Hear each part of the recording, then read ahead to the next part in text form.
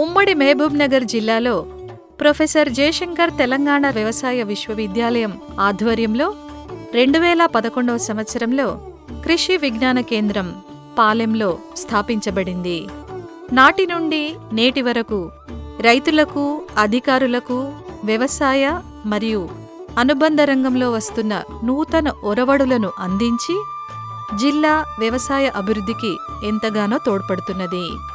కృషి విజ్ఞాన కేంద్రం యొక్క ముఖ్య ఉద్దేశాలు: నూతన సాంకేతిక పరిజ్ఞానాన్ని రైతుల పొలాల్లో ప్రదర్శన క్షేత్రాల ద్వారా చూపించి వాళ్లు ఆచరించే విధంగా తగిన సలహాలు, సూచనలు అందిస్తుంది. జిల్లాలో ఉన్న వ్యవసాయ అధికారులు మరియు వ్యవసాయ సంబంధిత రంగాల్లో పనిచేస్తున్న అధికారులకు నూతన సాంకేతిక పరిజ్ఞానం మీద శిక్షణా కార్యక్రమాలు నిర్వహిస్తుంది. నూతన సాంకేతికతను పాటించి మంచి లాభాలు పొందిన రైతుల విజయగాథలు వివిధ ప్రచార మాధ్యమాల ద్వారా అందించి మిగతా రైతులు పాటించే విధంగా ప్రోత్సహించడం జరుగుతుంది. ఎప్పటికప్పుడు వ్యవసాయ అధికారులతో కలిసి వివిధ మండలాల్లో పర్యటించి కాలానుగుణంగా వివిధ పంటల్లో వస్తున్న చీడపీడలను గుర్తించి రైతులకు తగిన సలహాలు, సూచనలను ఇవ్వడం జరుగుతుంది. వాతావరణానికి సంబంధించిన సమాచారం, దానికి అనుగుణంగా తీసుకోవాల్సిన జాగ్రత్తలను రైతులకు వివిధ ప్రసార మాధ్యమాల ద్వారా అందించబడుతుంది.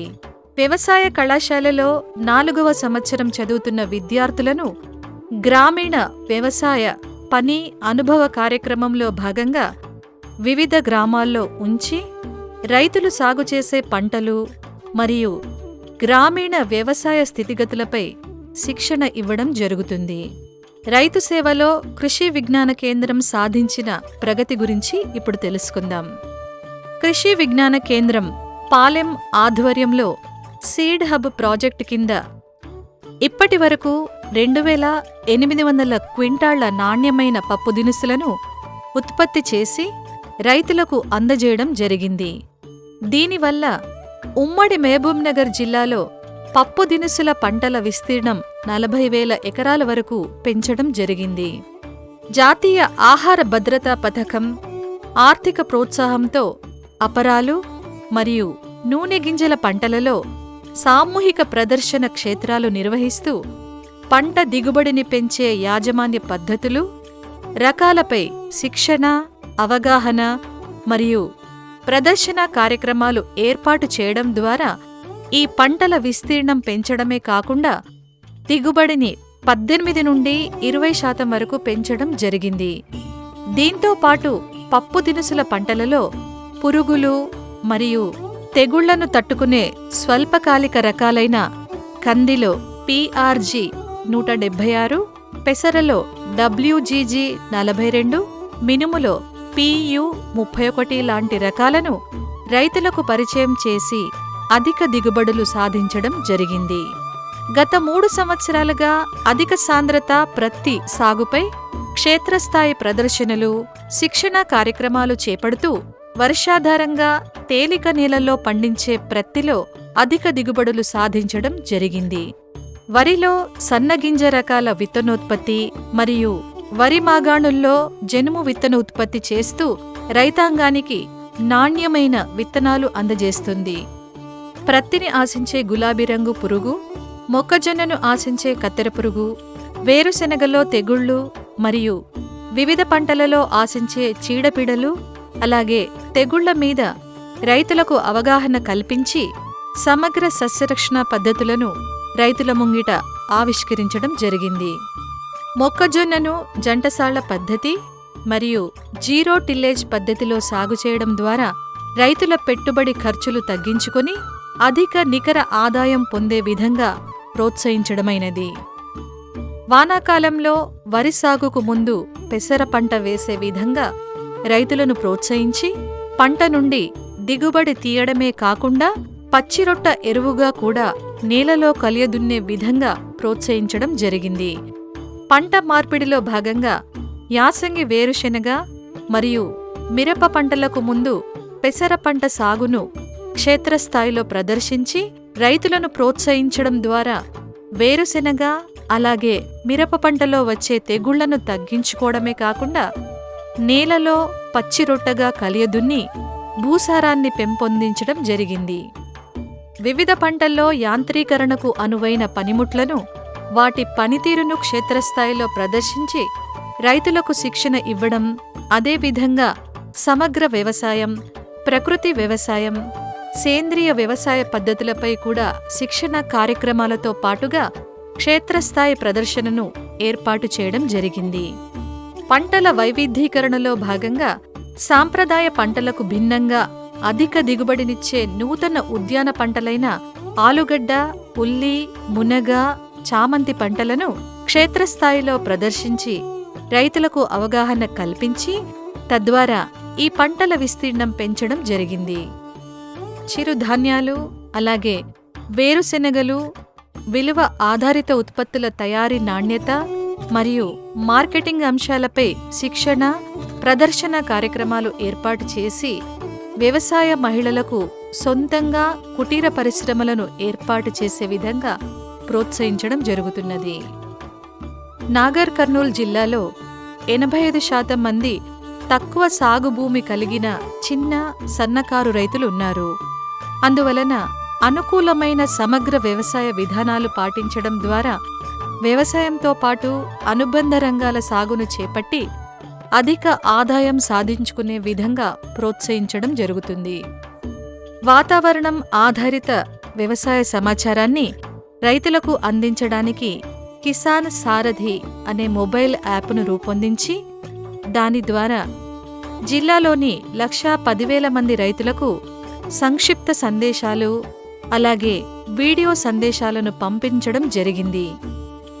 కృషి విజ్ఞాన కేంద్రం ఆధ్వర్యంలో ప్రతి గ్రామం ఒక గ్రూపుగా 212 వాట్సాప్ గ్రూపులను ఏర్పాటు చేసి వీటి ద్వారా రైతులకు అవసరమైన సమాచారాన్ని, పంట దశను బట్టి యాజమాన్య పద్ధతులను ప్రతిరోజు రైతులకు పంపించడం జరుగుతుంది.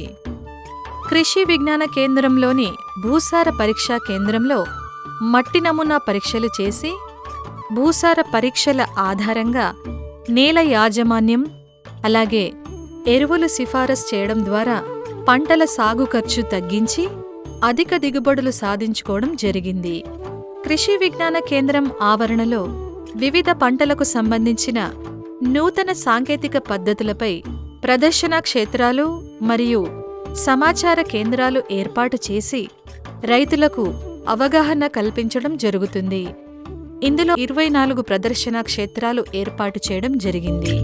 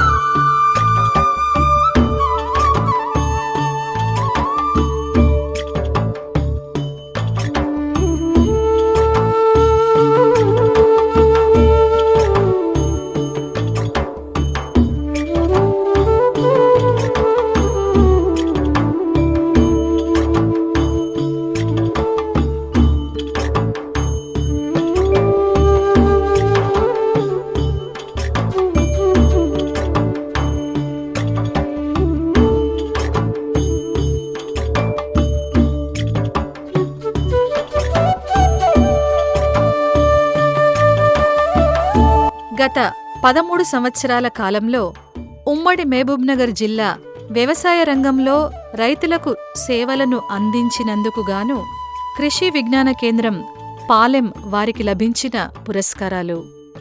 2019 సంవత్సరంలో నాబార్డ్ 38వ వ్యవస్థాపక దినోత్సవం సందర్భంగా కృషి విజ్ఞాన కేంద్రం పాలెం వారికి జాతీయ స్థాయిలో ఉత్తమ నీటి సంరక్షణ కేంద్రం పురస్కారం అందుకోవడం జరిగింది. 2022 సంవత్సరంలో ప్రొఫెసర్ జయశంకర్ తెలంగాణ రాష్ట్ర వ్యవసాయ విశ్వవిద్యాలయం ఆధ్వర్యంలో రాష్ట్ర స్థాయి ఉత్తమ కృషి విజ్ఞాన కేంద్రం పురస్కారాన్ని అందుకోవడం జరిగింది. కృషి విజ్ఞాన కేంద్రం పాలెంలో పనిచేసే బోధనా సిబ్బందికి జిల్లా మరియు జాతీయ స్థాయిలో 16 ఉత్తమ శాస్త్రవేత్త పురస్కారాలు రావడం జరిగింది. కృషి విజ్ఞాన కేంద్రం ఆధ్వర్యంలో 22 మంది ఉత్తమ రైతులకు రాష్ట్ర మరియు జాతీయ స్థాయిలో పురస్కారాలు రావడం జరిగింది. జిల్లాలోని 46 మంది ఉత్తమ రైతుల యొక్క విజయ గాథలను క్రోడీకరించి వివిధ రకాల పత్రికలు, టీవీ ఛానల్ మరియు పుస్తకాల ద్వారా రైతులకు అవగాహన కల్పించడం జరిగింది. ఇదే విధంగా భవిష్యత్తులో కూడా కృషి విజ్ఞాన కేంద్రం పాలెం రైతుల సేవలో వినూత్న కార్యక్రమాలు రూపొందించుకొని ముందుకు సాగుతుంది.